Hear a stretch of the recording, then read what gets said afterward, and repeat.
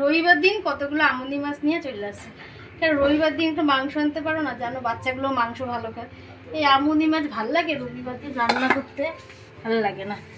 কারণ ভাবি কি যে রবিবার দিন একটু বেশ মাংস কষা কষা করে করবো, গরম গরম ভাত দিয়ে খাবো। আর কতগুলো আমুদি মাছ আনছো, এখন এই আমুদি মাছ রান্না করতে হবে। এত বিরক্ত লাগে না? বাজারে গেছিলাম ইলিশ মাছ কিনতে, কিন্তু ইলিশ মাছের যা দাম দেখলাম আমুদি মাছ খাওয়াই ভালো। ঠিক আছে, ইলিশ মাছ না তো আমাদের খাওয়ার যোগ্য না।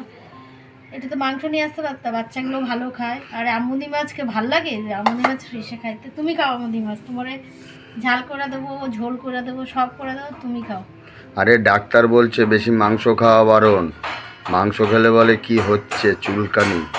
দেখে আমার রান্না করতে ইচ্ছা করতেছে না। রবিবারের বাজার, বেশি একটু মাংস খাবো তা না। আরে না, একটা গোটা মুরগি এনে দেবো, রোজ দেখবার ভাত খাওয়া, দেখবার ভাত খাওয়া। গরিবের ঘরে মাংস খাওয়া বেশি ভালো না। তোমার সাথে বক বক করে আমার লাভ নেই, যে এগুলো হলুদ নুন মাখাই ভাজা করি দিয়ে।